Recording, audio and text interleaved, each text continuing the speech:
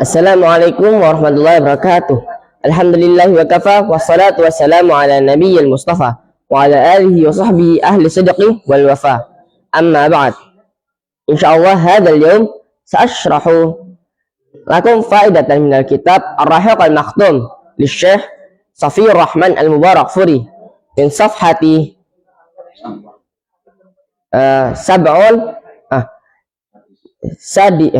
sittata wa sab'un. Bismillahirrahmanirrahim. Aqsamul wahyi, pembagian wahyu. Wa qabla ad-dukhuli fi mawdi'i hadzal jihad ara min al-ahsani an astatrida ila tayani aqsamil wahyi wa muratibihi. Dan sebelum masuk dalam keadaan perjuangan ini, aku melihat cara yang lebih baik untuk berpindah kepada penjelasan pembagian wahyu dan tingkatan-tingkatannya. Qala Ibnu Qayyim wa huwa yudzakiru tilkal muratibi. Ibnu Qayyim berkata, dan dia mengingatkan atas tingkatan-tingkatan itu. Ahadaha, yang pertama, ar-ru'ya as-sadiqatu wa kanat mubda'u wahyi sallallahu wa kanat nabda'u wahyi sallallahu alaihi wasallam. Penglihatan yang benar, dan itu adalah permulaan dari wahyunya Nabi sallallahu alaihi wasallam. Dan penglihatan yang benar ini dilihat dalam ijra'nya Nabi Muhammad sallallahu alaihi wasallam. As-tsaniyah, yang kedua, maka la yalqihul malaku fi ru'ihi wa qalbi bi ghairi ayyarahu, yaitu ketika malaikat itu mendatangi Nabi Muhammad dalam jiwa dan hatinya tanpa Nabi Muhammad itu melihat malaikat itu. Kama qala Nabi sallallahu alaihi wasallam, seperti apa yang dikatakan oleh Nabi Muhammad sallallahu alaihi wasallam. Inna ruhul qudusi nafatha fi ru'i annahu lan tamuta nafsun hatta tastakmila rizqaha. Bahwa sesungguhnya Roh Kudus, yaitu malaikat Jibril, itu mewahyukan ke dalam diriku bahwa saya tidak akan mati seseorang sampai rizkinya itu sempurna. Fattaqullaha wa ajmilu fit talabi. Maka bertakwalah kepada Allah dan bercantiklah pekerjaanmu dalam mencari sesuatu.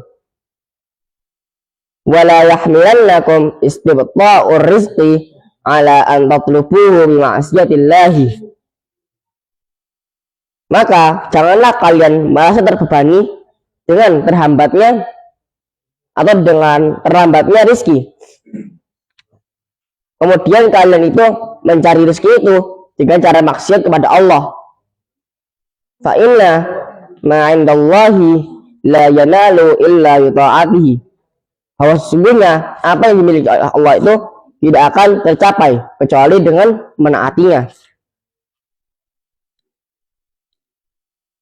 Dan hadis ini menjelaskan di kalimat pertama, inna ruhul qudusi nafatha fi ru'i, bahwasanya malaikat Jibril ini masuk ke dalam diri Nabi Muhammad sallallahu alaihi wasallam dan memfahamkan beliau. As-salisah, yang ketiga, annahu sallallahu alaihi wasallam kana yatamatsalu lahul malaku rajulan. Bahwasanya Nabi Muhammad sallallahu alaihi wasallam itu cara malaikat datang itu dengan cara menyerupai seorang laki-laki. Fayukhatibuhu hatta ya'i anhu ma yaqulu lahu. Kemudian berbicara atau menyeru kepada Nabi Muhammad sallallahu alaihi wasallam sampai Nabi Muhammad itu faham atau sadar tentang apa yang dikatakan oleh malaikat Jibril itu. Wa fi hadhihi martabati kana yarahu sahibihi ahyanan. Dan dalam tingkatan ini para sahabat itu dapat melihatnya kadang-kadang. Ar-rabi'ah, yang keempat, annahu kana ya'tihi fi mithli salatil jirsi. Bahwasanya malaikat itu datang seperti suara lonceng. Bahkan asyadhu alaihi, dan ini adalah cara yang paling berat dari datangnya wahyu.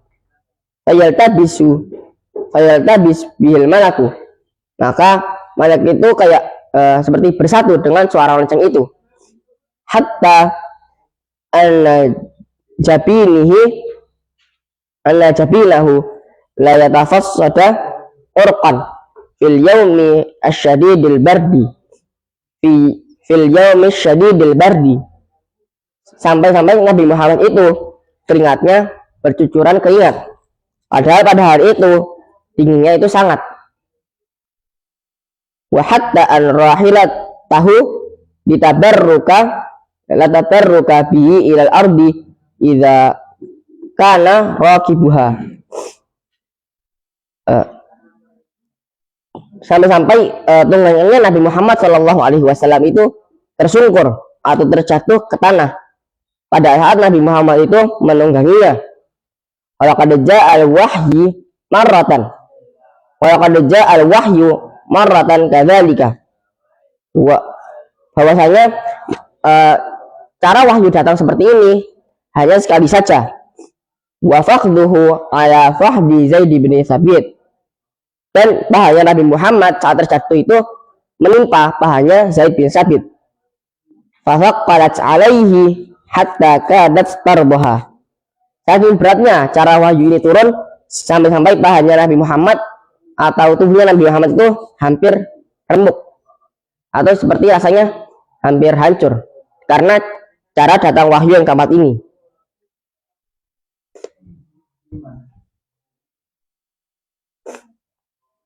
Al-khamisah, yang kelima, annahu yara al-malaku fi suratihi allati khuliqa 'alaiha, bahwasanya beliau itu melihat malaikat dalam bentuk aslinya, yang malaikat itu diciptakan dengan bentuk itu.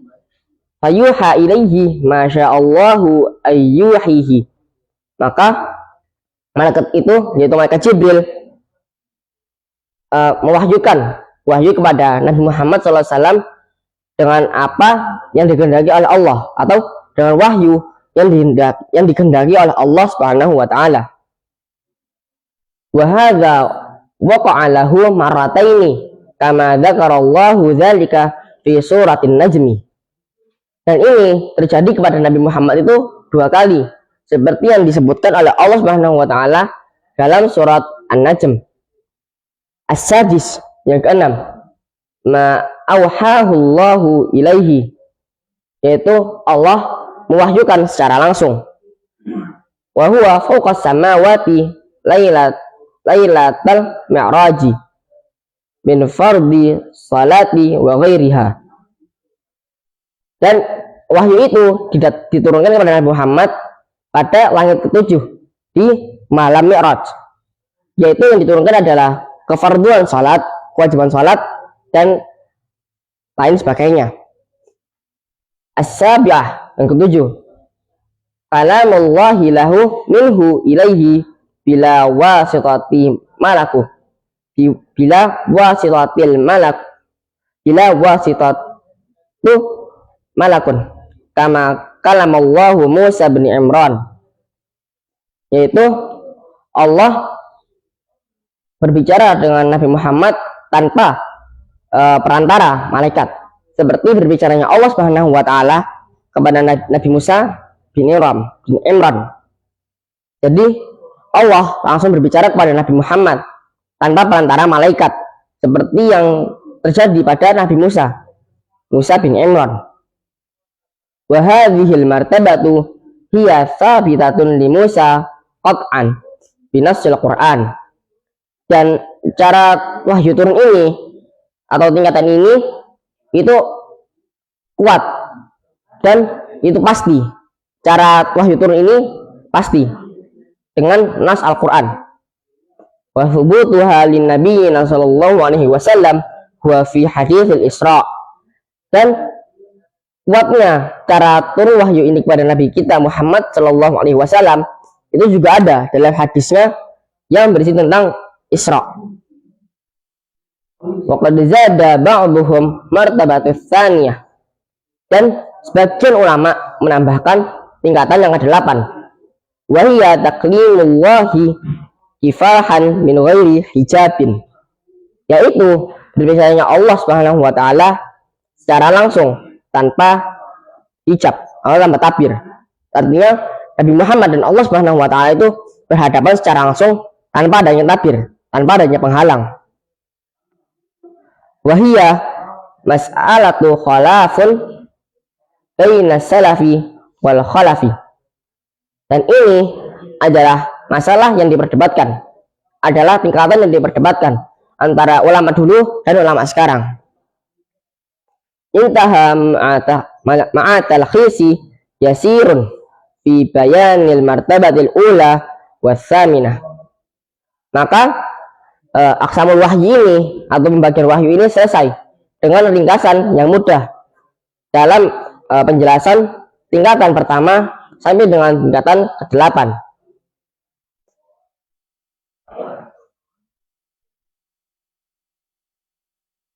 Jadi dalam kitab Ar-Rahiqul Maktum halaman ke-76 ini dijelaskan aqsamul wahyi, pembagian wahyu, yang dimana aqsamul wahyi oleh para ulama itu dibagi menjadi 7 tingkatan, yaitu tingkatan pertama ar-ru'ya as-shadiqah, yaitu dimana wahyu itu datang dalam mimpinya Nabi Muhammad SAW, yang itu merupakan penglihatan yang benar, dan itu adalah cara dimulainya wahyu beliau atau cara dimulainya kenabian beliau.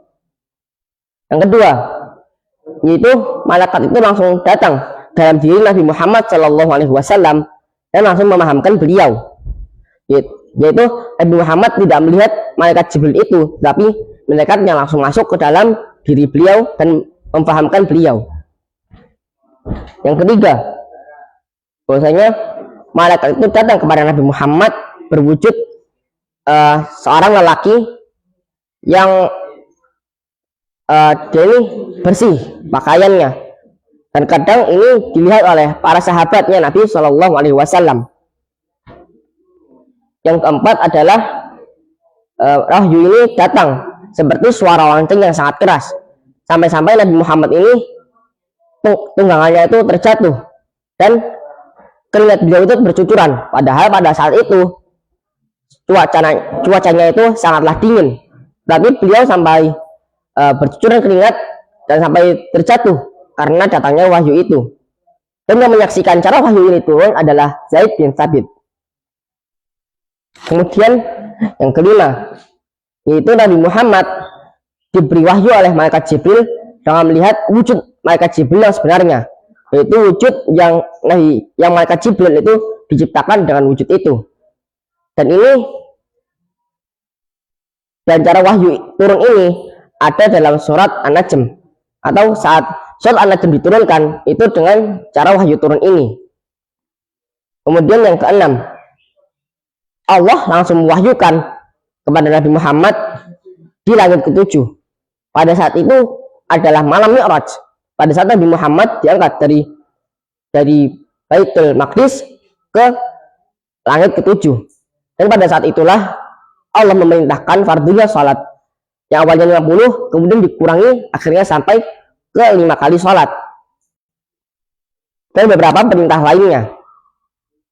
Yang ke-7 adalah Allah Subhanahu wa taala itu langsung berbicara kepada Nabi Muhammad tanpa adanya perantara malaikat, seperti Allah itu mewahyukan kepada Nabi Musa bin Imran. Dan cara wahyu ini turun itu sudah pasti Nabi Muhammad itu mendapatinya, karena ada dalam hadisnya beliau yang menceritakan tentang Isra, yaitu perjalanan beliau dari Mekah ke Baitul Maqdis. Kemudian beberapa ulama itu menambahkan tingkatan yang ke-8, yaitu tingkatan di mana Nabi Muhammad berbicara dengan Allah Subhanahu wa taala tanpa hijab, atau secara langsung Nabi Muhammad itu melihat Allah Subhanahu wa taala. Dan ini itu tingkatan yang masih diperdebatkan, masih dicari kebenarannya. Antara ulama dulu dan sekarang itu masih memperdebatkan tingkatan ini. Dan pembagian wahyu ini pun selesai dengan ringkasan yang mudah dari pembagian yang pertama sampai yang ke-8. Alhamdulillahirabbil alamin. Hadhihi faidatul yaum, idza wajadtum minni al-akhta' qawlan aw fi'lan fataqabbalu i'tidhari wasmahu li. Asallahu an yanfa'ana bima 'allamtana wa zidna ilman wa yaftahu 'alaina futuhal 'arifin. Amin. Wassalamualaikum warahmatullahi wabarakatuh.